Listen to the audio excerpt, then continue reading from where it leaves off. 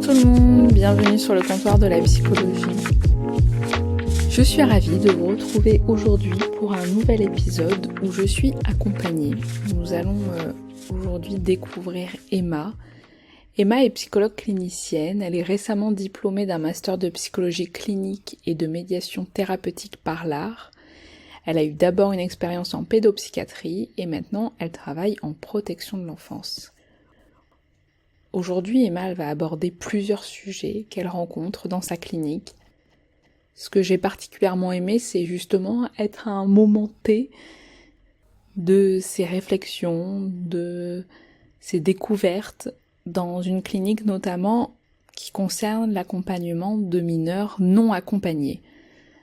Peut-être que vous connaissez, peut-être pas, mais en tout cas, je vous laisse aller découvrir et écouter toutes les petites réflexions que nous amène Emma aujourd'hui.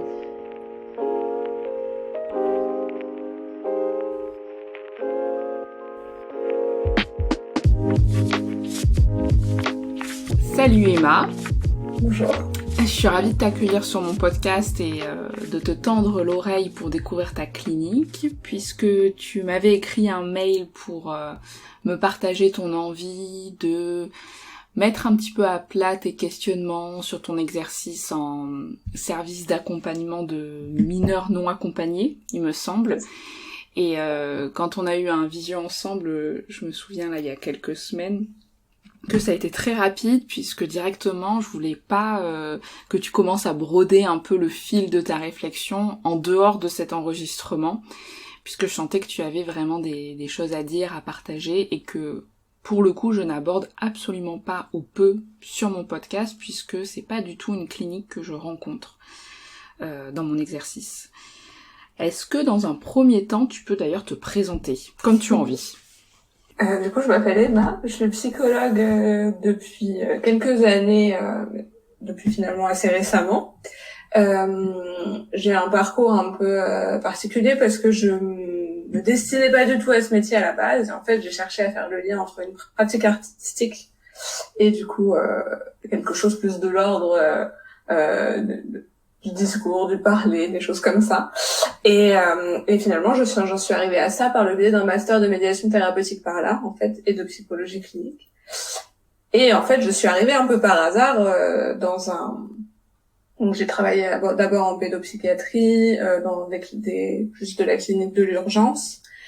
Et je suis arrivée un peu par hasard, du coup, en protection de l'enfance, que je ne connaissais absolument pas, même pas, j'avais même pas travaillé en stage, par exemple. Et dans un service du coup bien spécifique qui s'appelle un SAMNA, donc ça veut dire effectivement service d'accompagnement aux mineurs non accompagnés.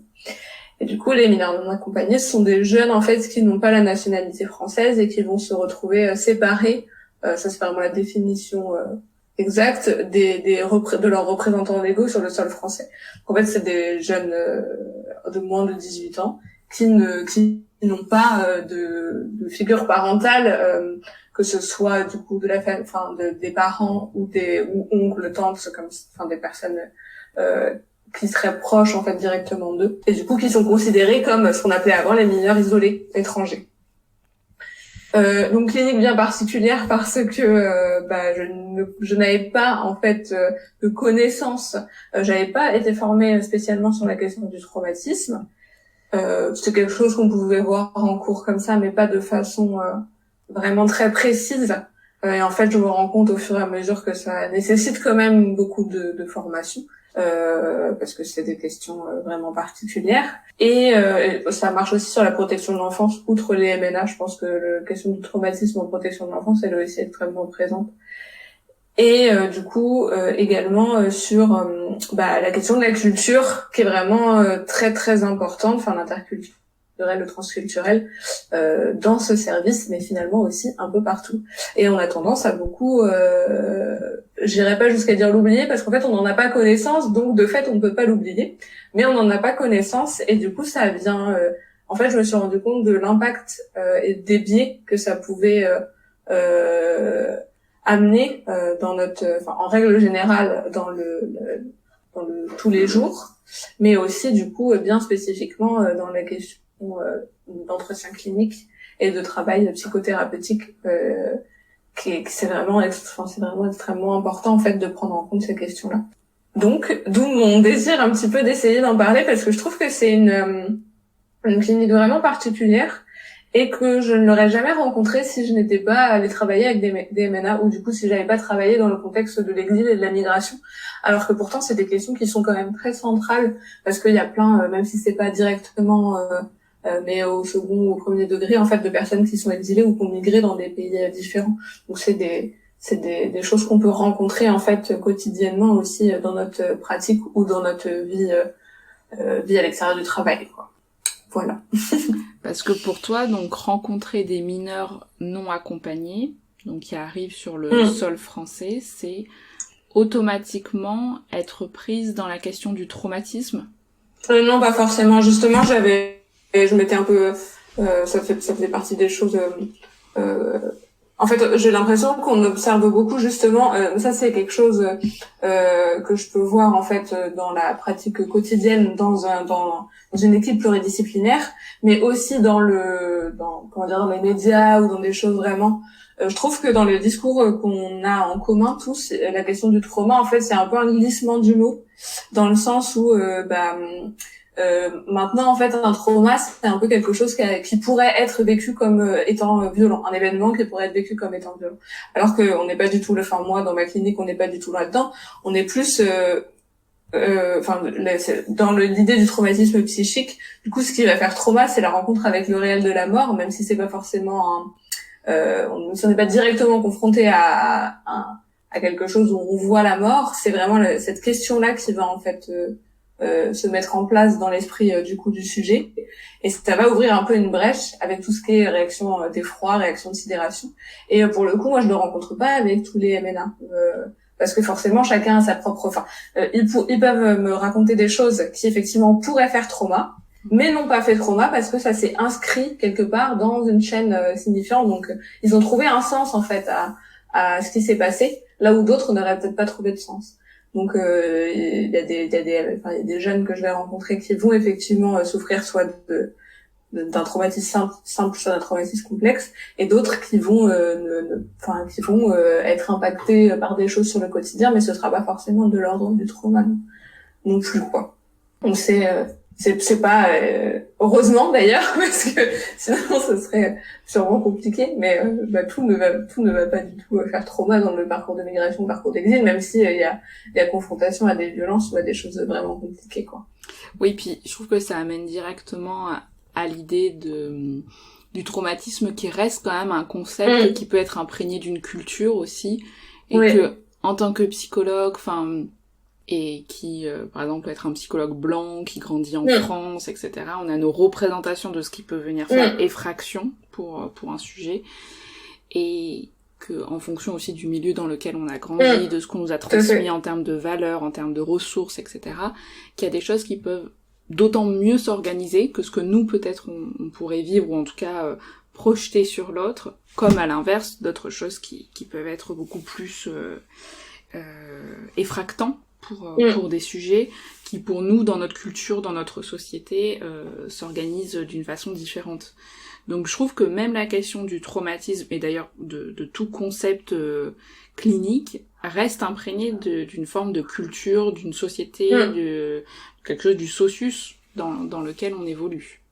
En fait, moi je m'appuie toujours sur le discours du jeune que je vais avoir en face de moi, mais en fait ça me sert surtout à ce mot-là, il va me servir surtout par rapport aux relations avec les partenaires, par exemple, quand il y a besoin justement de pouvoir d'avoir un appui de quelqu'un d'autre, d'avoir par exemple un appui d'un psychiatre, ou de pouvoir rendre un petit peu compte de l'état psychique du jeune. C'est là que ça va me servir, sinon en vrai ça me sert pas forcément pour moi ou pour le jeune. C'est jamais des choses qu'on va forcément aborder. On aborde les symptômes parce que du coup alors j'aime bien utiliser avec les mineurs non accompagnés parce que chacun a un accès différent à la langue française déjà.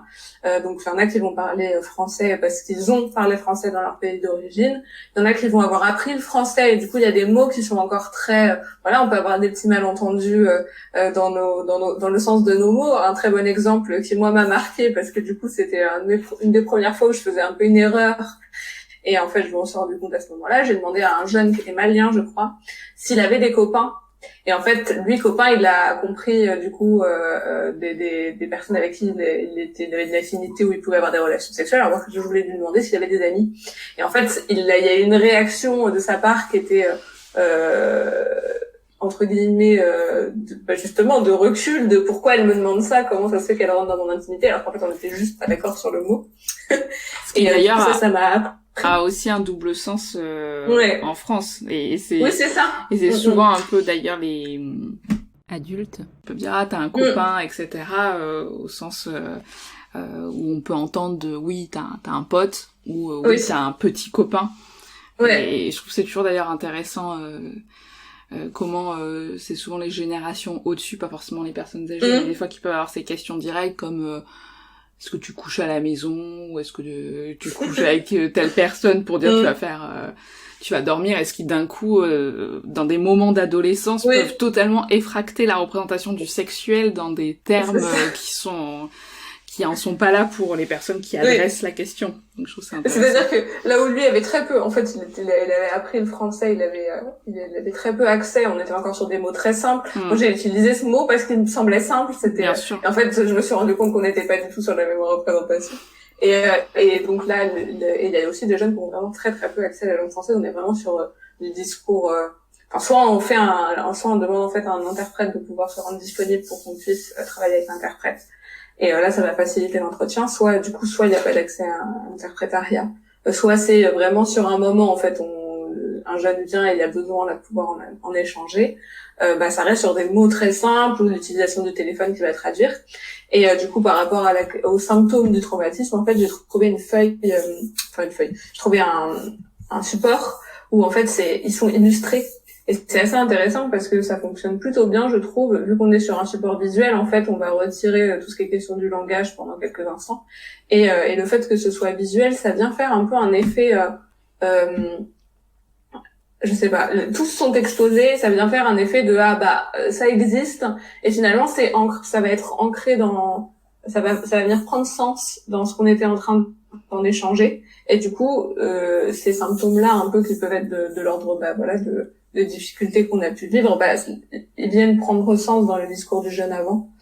Et c'est le seul moment où moi je vais utiliser cette question-là avec le jeune. Sinon après c'est juste, le traumatisme, c'est la destination finalement de rendre compte d'une certaine façon du travail qu'on veut faire avec le jeune, et aussi peut-être de venir des fois expliquer des symptômes qui se vivent à l'extérieur, comme à l'école, comme à la maison, qui se vivent et qui ne trouvent pas justement de sens pour les personnes qui se questionnent par rapport à ça. Là, ça va venir leur apporter une explication d'une certaine façon et les rassurer et aussi orienter comment ils peuvent d'une certaine façon réagir. Il y a des personnes qui savent pas comment où ça vient les questionner, mais justement ils restent sur ce questionnement et ils savent pas comment interagir avec l'autre, ils savent pas comment se positionner, et pouvoir essayer de leur apporter quelque chose aussi de cet ordre-là, ça va les aider à pouvoir se positionner et se décaler finalement de cet état qui resterait un peu qu'est-ce que je fais, comment je me comporte bien sûr. Par rapport à cette question-là. Est-ce que toi tu les rencontres dans quel cadre, ces jeunes? Comment ça se passe ton travail? Ouais. En fait, donc au sein du SAN, comme c'est un service d'accompagnement, en fait on a des appartements autonomes, donc et il y a 50 places. Du coup, donc les appartements sont dispatchés. Il y a des studios, il y a des colocations de 2 et des colocations de 3. Et donc ils arrivent au service. Il y a un premier temps qui est donc c'est après tout un parcours un peu du combattant, parce que des jeunes qui arrivent, du coup des jeunes mineurs qui arrivent sur le territoire français. En fait, ce qui se passe pour eux, c'est que donc s'ils ont de la chance, ils sont orientés directement dans un service qui leur permettre d'évaluer leur minorité, on appelle ça comme ça. Et s'ils ont moins de chance, ils vont passer quelques temps soit dans la rue, soit avec des familles, qui vont rencontrer quelqu'un qui va les orienter du coup vers ce service-là. Et en fait, au départ, c'est un entretien avec, alors je sais pas exactement qui sont ces personnes, mais du coup des personnes qui vont venir poser des questions aux jeunes, de l'ordre de pourquoi il est parti, de l'ordre de le parcours, et qui vont venir en fait évaluer si c'est cohérent ou pas cohérent, et du coup s'ils viennent à tester. Alors la question des papiers vient aussi beaucoup est très importante, parce que du coup si un jeune a des papiers, peut-être ça va plus s'orienter la réponse vers oui que vers non. Et après ils décident si effectivement ce jeune est placé à l'aide sociale de l'enfance, ou du coup il est déclaré majeur et il doit repartir. Et une fois ce circuit fait, s'il est déclaré du coup pris en charge par l'aide sociale de l'enfance, il va aller dans ce qu'on appelle une unité de mise à l'abri. Cette unité de mise à l'abri, elle est là de façon temporaire, c'est-à-dire qu'elle va être là jusqu'à ce qu'une place se libère en foyer, ou du coup en SAMNA, parce que les SAMNA c'est ce qui fonctionne le mieux. Je pense que c'est à moindre coût qu'un internat. Et au niveau de l'âge du jeune aussi, nous on a un agrément, je crois, à partir de 15 ans, mais ça arrive qu'on ait des dérogations et qu'on ait des jeunes de 14 ans. Et quand il arrive dans notre service, donc il est accompagné de son éducatrice de l'unité de mise à l'abri, et il va participer un peu à une réunion en fait pour qu'on puisse se présenter les intervenants qu'il a rencontrés. Dans mon service, il y a une assistante sociale et du coup des éducateurs. Donc ça permet un peu de venir voir différents corps de métier, mais aussi du coup ça va avoir différentes utilités au fur et à mesure de son passage dans notre service, parce que l'assistante sociale sera très présente à la fin en fait, pour tout ce qui va être comment ça va se passer après la prise en charge, l'accès aux droits communs, la question de la régularisation et tout ça. L'éducateur va être présent en fait sur la totalité, ça va être la personne référente du coup du jeune. Et du coup, moi, je suis un peu un maillon particulier, parce que l'idée, c'est de proposer à chaque jeune, de façon un peu dans le parcours d'entrée, une première rencontre qui permette de un peu démystifier du coup ma fonction. L'idée, c'est culturellement parlant, du coup, il y a pas, souvent dans les pays, il y a pas d'équivalence au métier du psychologue, donc c'est quelque chose qui est pas forcément connu de leur part, ou alors qui est connu du coup par rapport à des séries ou à des films. Donc très souvent c'est du côté de la psychiatrie et de la pathologie en fait. Je vois souvent des jeunes, quand je me présente et je leur propose en fait un premier entretien, qui vont me dire je suis pas fou, et quand je leur demande par exemple en entretien est-ce qu'ils connaissent, est-ce qu'ils savent ce que c'est mon métier, qui vont dire oui, je l'ai vu dans des films, dans des hôpitaux, des choses comme ça. Donc l'idée du premier entretien, c'est vraiment un peu de démystifier cette fonction-là, parce que dans l'environnement culturel et dans le champ sémantique du coup du MNA, il n'y a pas forcément la connaissance telle que moi, de ma position, telle que je la prends, plus de quelque chose de l'ordre de l'imaginaire. Donc cette question-là, et j'essaye de faire un peu un panorama, je sais pas, je l'appellerai pas forcément comme ça, je l'appelle comme ça aujourd'hui, comment ça se passe pour le jeune en fait, dans l'immédiateté. Si lui j'essaye de laisser des ouvertures, donc si lui il a envie de parler de certaines choses comme du parcours ou de choses comme ça, ça peut s'aborder aussi au premier entretien. C'est vraiment l'idée, c'est que ma ligne directrice à ce moment-là, c'est de pouvoir faire justement une sorte d'image de comment ça se passe maintenant, et si lui aurait besoin d'étayage en fait sur un point, s'il est en demande de quelque chose. Et chacun va réagir en fait de façon extrêmement différente. Certains vont être un peu un peu ambivalents. Certains vont être au contraire très intéressés et vont me ressolliciter, et d'autres vont en fait vont répondre à la demande, mais vont pas du tout être ils sont là parce que d'une certaine façon ils se sont sentis obligés d'être présents à ce premier rendez-vous, et voilà. Après ça, il y a des choses qui sont communes entre les cultures, c'est assez intéressant de voir que il y a des réactions similaires, et après il y a toujours la question du sujet, c'est à chaque fois différent, mais sur le premier entretien, cette première approche, il y a vraiment des choses communes qui peuvent se retrouver, donc c'est intéressant. Et en même temps, donc il y a cette possibilité du coup de me rencontrer en entretien. Moi, j'ai cherché un petit peu aussi à aller ailleurs, c'est-à-dire que je sais que des fois c'est difficile d'aller dans un bureau, et culturellement parlant aussi, pareil, c'est quelque chose de très européen, d'aller dans un bureau pour rencontrer des personnes, donc de pouvoir faire un peu ce qu'on peut appeler théoriquement parlant un travail hors les murs, et aussi du coup pour pouvoir en fait travailler avec tous les jeunes, même si je ne rencontre pas tous les jeunes en entretien, on a mis en place des groupes ce qu'on appelle des groupes d'expression. Et du coup, ça a un côté vraiment très intéressant. C'est tout ce qui est du coup un peu le caractère contenant du groupe.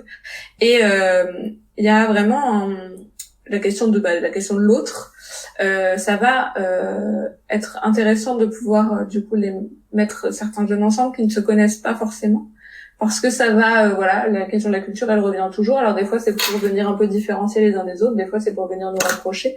On aborde vraiment beaucoup de choses, mais ça vient rompre un peu l'isolement de certains jeunes. Ça peut venir du coup travailler sur l'envie d'appartenance du groupe, qui est parfois plus présente en fait finalement de fait de symptômes ou de fait de difficultés. Et ça vient aussi, moi je trouve que ça fonctionne assez bien, constituer de nouvelles affiliations, parce que en fait ils s'inscrivent pas forcément à leur arrivée s'ils n'ont pas été accompagnés peut-être d'autres personnes du même de la même culture, ou il y a des jeunes qui sont très seuls en fait, et ils arrivent, enfin il se passe quelque chose qui fait qu'ils sont un peu à l'arrêt, et du coup le groupe va venir aussi mettre une nouvelle dynamique, et c'est assez intéressant.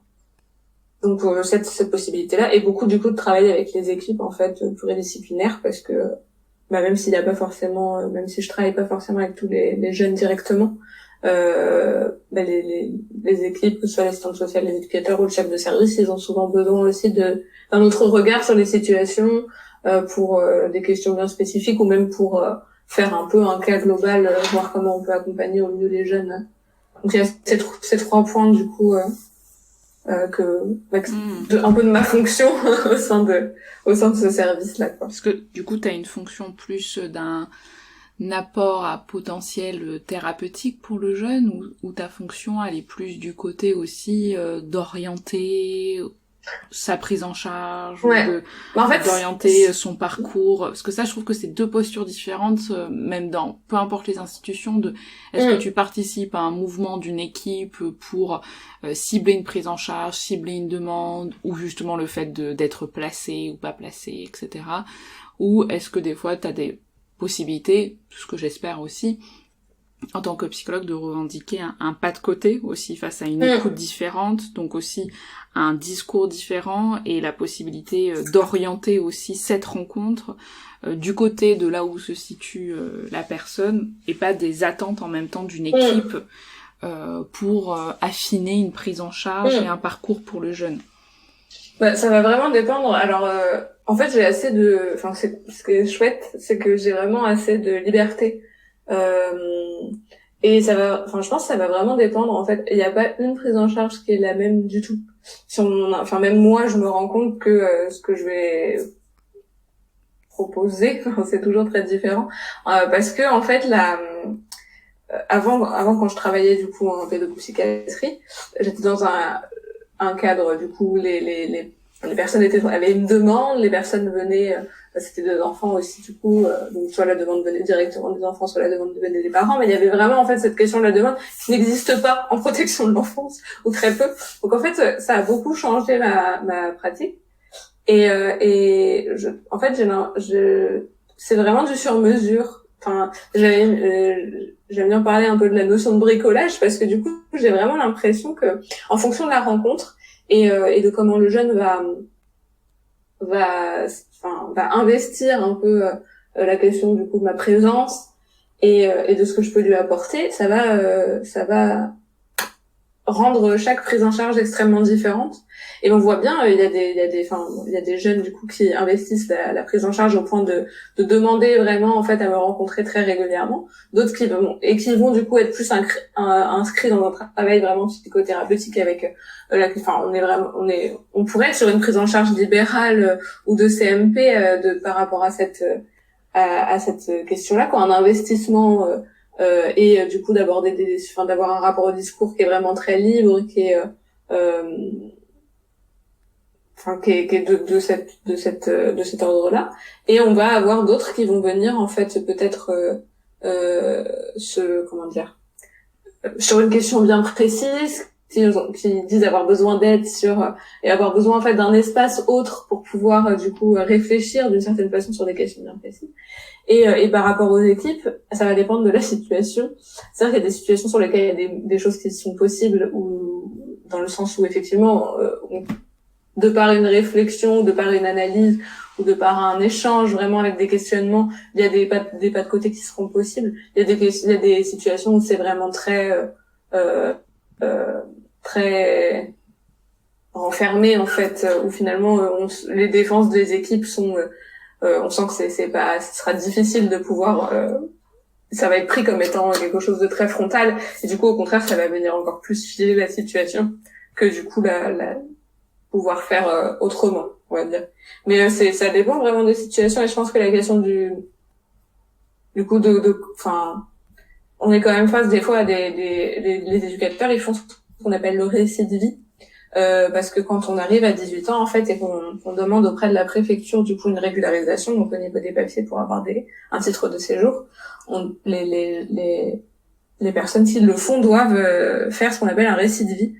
Et le récit de vie, du coup, l'idée, c'est de pouvoir raconter, en fait, comment ça se passait au pays avant, qu'est-ce qui a amené au fait de partir, qu'est-ce qui justifie, entre guillemets, le fait de pouvoir quitter le pays et d'arriver en France, et le parcours, comment ça s'est passé, par où on est passé, enfin toutes ces questions-là, encore un peu de voilà, il faut justifier le fait d'être présent, peut-être il y aurait un doute sur la légitimité, voilà, ça c'est ce que ça peut renvoyer pour les jeunes, mais du coup il y a cette question-là, et cette question-là elle est compliquée parce que déjà c'est difficile pour le jeune, mais aussi comment on travaille avec l'éducateur.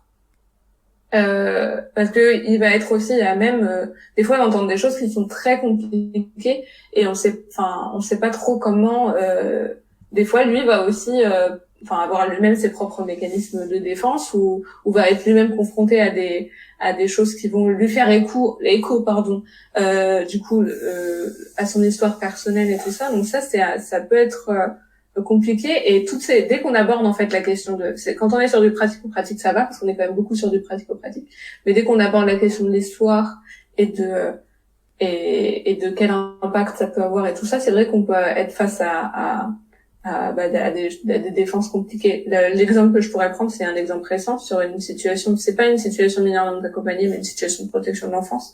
Une jeune fille qui approche 18 ans, qui en fait est dans une situation de prostitution. Et là on est en fait là où nous on va se dire avec un regard un peu tout ce qu'on va pouvoir mettre en place, même si la jeune n'est pas réceptive, ça va avoir un impact. On va mettre un peu on va faire une petite pile de Lego, et peut-être qu'au bout d'un moment ça va avoir un effet. En fait l'équipe et la jeune fille en fait n'arrive pas à investir à l'image du fait qu'elle peut pas investir ses deux parents en même temps, elle ne peut pas investir deux institutions en même temps. Donc en fait, elle fait d'une institution le bon objet et d'une institution le mauvais objet. Notre institution est le mauvais objet, et en fait, l'institution, du coup, les éducateurs sont confrontés à cette place-là, et le vivent de façon extrêmement difficile, et donc en fait sont dans le rejet, vont être dans le rejet, et ne vont pas percevoir que chaque petite chose peut être importante. Et du coup, par exemple sur ce point-là, j'arrive pas forcément à intervenir, parce que c'est quelque chose de trop ancré d'une certaine façon, et ça pourrait venir être plus comment dire, finalement pas bénéfique pour l'histoire. Mais ça dépend vraiment de la situation, je pense.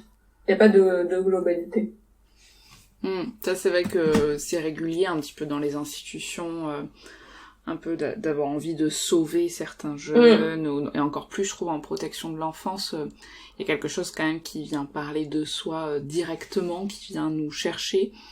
Et moi j'ai pas travaillé en protection de l'enfance, mais j'ai travaillé en pédiatrie, et je trouve que c'est complexe parce que il y a un peu cette idée de je te sauve, mais dans quelque chose quand même d'un élan assez narcissique, hein, pourquoi pas, mais qui du coup a parfois du mal à être transformé quand l'autre ne répond pas présent à justement cette main tendue, et de ce que ça peut faire vivre. Et c'est vrai que pour moi justement la posture du psychologue là dans ces institutions, c'est de venir quand même pouvoir un petit peu décaler ça, cette idée aussi et encore plus je trouve dans des milieux où la question de la culture, du fait de trouver ancrage, etc.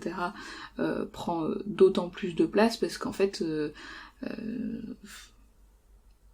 on se met parfois dans une place, voilà, encore une fois, d'institution au sens de je vais être de nouveau ton père ou ta mère, donc je vais te donner de la nourriture, je vais te donner mon écoute et donc tu me dois d'une certaine façon d'y répondre et d'être aussi un bon objet au sens un bon patient pour continuer cette boucle un peu de valorisation des professionnels en se disant bon ça va, on se lève pas pour rien parce qu'en fait il y en a plein qui nous attendent, etc. Et j'ai toujours été un peu malmenée, je trouve, par ce que peuvent vivre certains professionnels qui n'ont pas justement accès à ce type de formation, mais c'est pas au sens d'une critique, tu vois, parce qu'en fait on fait pas le même métier, mais qui du coup peuvent être d'autant plus malmenés par ces patients qui ne répondent pas à la demande de soins, ou en tout cas qui répondent mais de façon inattendue ou décalée, etc. Et ça fait un peu ça fait un peu cercle sans fin, parce qu'en fait bon moi je le pratique au quotidien, du coup cette question un peu de si tu réponds si tu réponds pas finalement à ce qu'on peut te proposer, et il va y avoir la question du rejet, sauf qu'en fait le rejet c'est revivre c'est sans fin cette histoire là, et du coup c'est vrai que c'est une question extrêmement importante, et des fois en fait ça va aussi dépendre des professionnels. Il y a des professionnels qui vont être plus à même de pouvoir entendre et se décaler, et d'autres qui vont plus se braquer effectivement et être donc c'est un travail c'est intéressant aussi le rapport avec l'éducateur. Moi j'avais jamais travaillé avec du coup des personnes qui sont éducateurs, donc c'était aussi moi je trouvais ça extrêmement intéressant, parce que j'avais toujours travaillé avec des personnes qui parlaient le même discours que moi dans le soin, et du coup de pouvoir travailler avec des personnes qui ont une autre fonction, j'ai trouvé ça très intéressant. Et par contre ça a été c'est-à-dire qu'au bout de 2 ans je peux dire que je travaille correctement avec tout le monde, mais ça a mis 2 ans vraiment, parce que c'est justement comment trouver une façon de travailler ensemble, parce que c'est pas toujours facile de justement venir solliciter quelqu'un qui n'est pas du même corps de métier que toi en lui posant des questions, parce que il y a aussi effectivement la question du narcissisme. Est-ce que je fais bien, est-ce que je fais pas bien? Des fois on n'est pas comment je peux faire mieux, qu'est-ce que j'en comprends, comment je m'adapte. Il y a vraiment certains éducateurs vont directement être partie prenante de ces questions-là et de la réflexion, et d'autres vont en fait le vivre comme étant touché à quelque chose, touché à une posture professionnelle du coup qui n'est pas qui ne peut pas être questionné en fait. Et du coup c'est intéressant de voir que le temps parce que moi ma position elle a pas changé en 2 ans.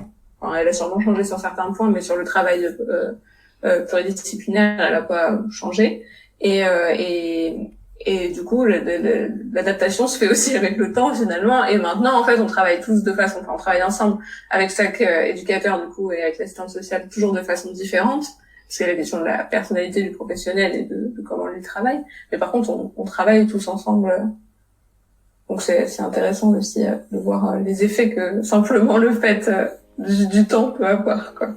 Bien sûr.